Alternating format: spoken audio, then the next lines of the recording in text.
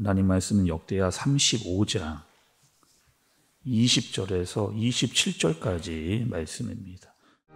이 모든 일 후 곧 요시야가 성전을 정돈하기를 마친 후에 애굽 왕 느고가 유브라데 강가에 갈그미스를 치러 올라왔으므로 요시야가 나가서 방비하였더니 느고가 요시야에게 사신을 보내어 이르되 유다 왕이여, 내가 그대와 무슨 관계가 있느냐? 내가 오늘 그대를 치려는 것이 아니요 나와 더불어 싸우는 족속을 치려는 것이라. 하나님이 나에게 명령하사 속히 하라 하셨은즉 하나님이 나와 함께 계시니 그대는 하나님을 거스르지 말라. 그대를 멸하실까 하노라. 요시야가 몸을 돌이켜 떠나기를 싫어하고 오히려 변장하고 그와 싸우고자 하여 하나님의 입에서 나온 느고의 말을 듣지 아니하고 무기또 골짜기에 이르러 싸울 때 활 쏘는 자가 요시야 왕을 쏜지라. 왕이 그의 신하들에게 이르되 내가 중상을 입었으니 나를 도와 나가게 하라. 그 부하들이 그를 병거에서 내리게 하고 그의 버금 병거에 태워 예루살렘에 이른 후에 그가 죽으니 그의 조상들의 묘실에 장사되니라. 온 유다와 예루살렘 사람들이 요시야를 슬퍼하고 예레미야는 그를 위하여 애가를 지었으며 모든 노래하는 남자들과 여자들은 요시야를 슬피 노래하니 이스라엘의 규례가 되어 오늘까지 이르렀으며 그 가사는 애가 중에 기록되었더라. 요시야의 남은 사적과 여호와의 율법에 기록된 대로 행한 모든 선한 일과 그의 처음부터 끝까지의 행적은 이스라엘과 유다 열왕기에 기록되니라. 아멘. 우리가 이런 며칠 동안 남유다의 요시야 왕에 대해서 이렇게 말씀을 우리가 들었습니다. 요시야는 여러분 어떤 왕이에요? 여러분께서 들으셨던 요시야 왕 중에 어떤 것이 여러분 기억이 나십니까? 제가 한번 그 요시야 왕의 정리를 한번 이렇게 좀 해봤습니다. 그 요시야는 어떤 왕이었느냐? 하나님께서 보시기에 정직했다. 하나님께서 보시기에 정직했다. 그런 왕이었고 좌로나 우로나 치우치지 않았던 그런 왕이었습니다. 또 우상을 제거했잖아요. 근데 다른 왕과 다르게 왕이 우상을 어떻게 제거했느냐? 완전히 가루를 내서 우상의 형상조차를 보지 못할 정도로 완벽하게 그렇게 처리했던 그런 왕이기도 했습니다. 또 성전을 또 수리하고 정결케 하는 그런 일도 요시야가 했고 또 율법책을 또 요시야 때 발견을 했습니다. 그래서 사람들에게 율법책을 다 듣게 하는, 하나님의 말씀을 듣게 하는, 그리고 하나님의 말씀대로 살도록 그렇게 했던 왕이면서 자신부터, 요시야 왕 자신부터 말씀을 듣고 그렇게 살려고 했던 그런 왕이기도 했어요. 또 어제 말씀이었죠. 요시야가 어떻게 했느냐? 사무엘 선지자 이후에 가장 완벽했던 유월절을 지켰던 그런 왕이었습니다. 그런데 오늘 여러분 말씀해 보시면 요시야가 어떻게 되느냐? 갑자기 죽어요. 아니 이렇게 잘하고 있던 이 왕이 쭉 좀 나라를 오랫동안 좀 다스리면 좋겠는데 이 요시야가 죽습니다.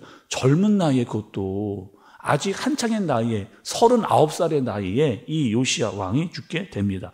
전쟁에 나갔다가 갑작스러운 죽음을 당하게 되어지는 이런 상황이 일어나게 된 거죠. 궁금하지 않으세요? 여러분, 왜 갑자기 요시야는 이렇게 죽었을까? 아니 굳이 이렇게 하나님 요시야를 데려가실 필요가 있습니까? 조금 특별히 남유다가 지금 망해가고 있는 시점인데 조금 더 오랫동안 좀 이 왕이 좀 나라를 다스렸으면 좋겠는데 굳이 이렇게 데려갈 필요가 있을까요? 그래서 오늘 여러분 말씀을 보시면 요시야가 있었을 때의 상황을 좀 이렇게 설명을 해줍니다. 요시야가 성전을 청결하고 있었을 때 어떤 일이 있었느냐? 그 국제적인 상황, 그 남유다 주변의 상황이 이런 상황이 있었어요. 어떤 상황이었느냐? 그 바벨론이라고 하는 나라가 신은 강대국으로 떠오르게 됩니다. 그러면서 그 아수르라고 하는 나라를 공격을 하게 돼요. 바벨론이 아수르를 공격을 하게 되는. 그래서 아수르가 크게 밀리는 그런 상황이 됩니다. 그래서 아수르가 어떻게 하느냐? 많이 밀리다 보니까 이걸 다 우리가 망하겠다 해서 애굽에다가 이렇게 도움의 요청을 하게 돼요. 우리를 좀 도와달라. 그 애굽 너희들이 우리 아수르를 좀 도와달라라고 해서 요청을 하니까 애굽 왕 느고가 출동을 이렇게 군대를 데리고 출동을 합니다. 그래서 오늘 말씀해 보면 20절에 갈그미스라고 하는 그 지역, 그 유브라데 강가가 나오게 되는 거죠. 그래서 애굽이 아수르를 도와주려 가려면 반드시 지나가야 될 곳이 있는데 남유다를 지나서 가야 되는 그런 상황입니다. 그래서 이 애굽의 왕이 느고가 남유다 왕이었던 요시야에게 사람을 보내요. 이렇게 이야기를 합니다. 아니, 우리가 너희를 치러 온 게 아니고 우리가 지금 바벨론과 싸우러 가는 것이다. 아수르를 도와주려 가는 것이다.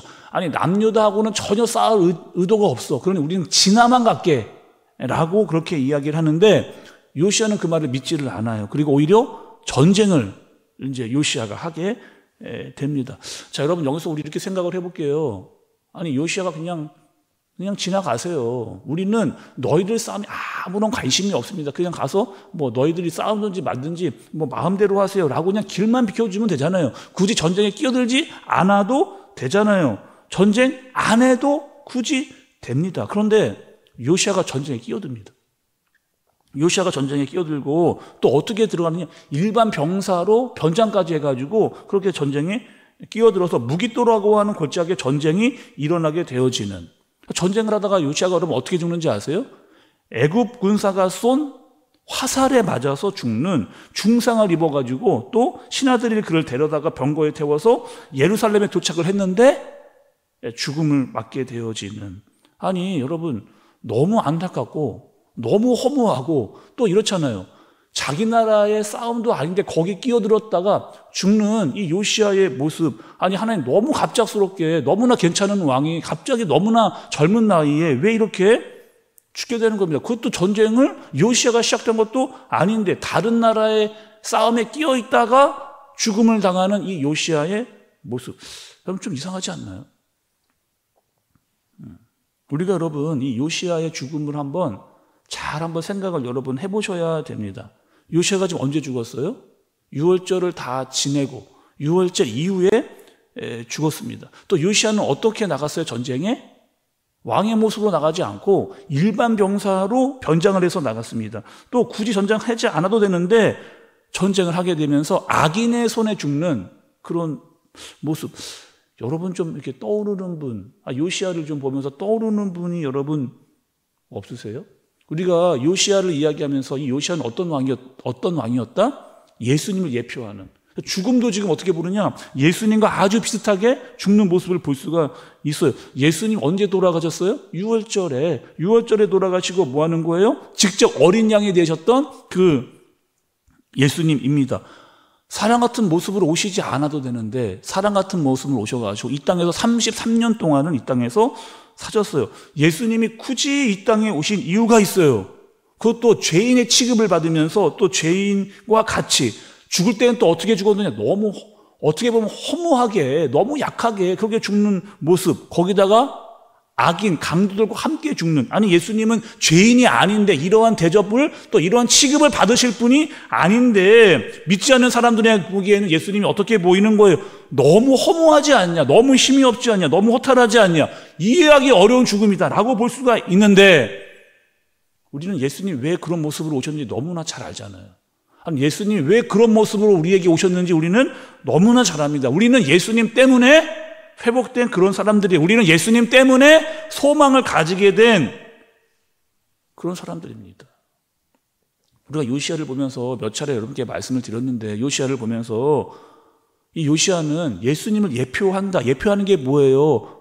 앞으로 오실 그 예수님을 미리 보여주신다. 예수님이 오셔서 어떻게 하실 것을 미리 보여주는 것. 지금 남유다가 망해가고 있는데 그럼에도 불구하고 우리에게 소망이 있다라고 하는 사실, 그래도 괜찮은 왕, 제대로 된 왕이 있다라고 하는 사실을 보여주는 사실. 이제 여러분 요시야 이후에 나라가 급속도로 망합니다. 이제 우리가 역대하를 거의 다 보아가고 있는데 이 요시야 왕 이후에 급속도로 이제 남유다가 망해가게 될 거예요.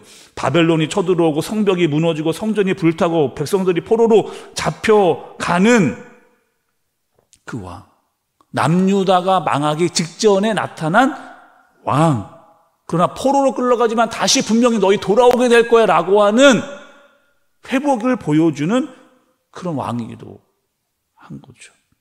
여전히 하나님께서 이 요시야는 왕을 통해서 남유다에게 소망을 알도록 그렇게 하시는 겁니다. 이런 왕이 있다. 그리고 이후에 너희가 돌아오면 진짜 제대로 된 왕, 하나님의 나라를 올바르게 세울 수 있는 그 왕, 그 마지막 왕 예수 그리스도가 오게 될 것이다 라고 하는 것을 미리 예표로 보여주시는. 그러니 너희는 어떻게 하라는 거예요?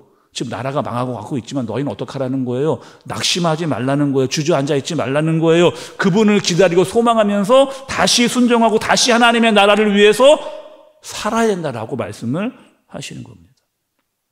자, 우리에게도 똑같이 여러분 적용해 볼게요. 이 땅에 사는 것, 여러분 우리가 이 땅 사는 거 만만치 않습니다. 갈수록 죄는 점점점 많아지고 세상은 점점점 혼란스러워요. 그런데 세상에서 이 죄와 혼란스러운 것만 빠져 있으면 안 된다 말씀을 하시는 건 믿음의 눈으로 보면 반드시 보이는 분이 계시다는 거예요. 우리의 생각과 계획을 뛰어넘는 하나님의 계획과 섭리가 있다는 겁니다. 예수님을 통해서 다시 회복되고 우리에게 소망을 주시는 분이 있다는 거예요. 그리고 어떻게 하는 거예요? 너희는 이 세상을 위해 살지 말고 하나님의 나라를 위해 살라.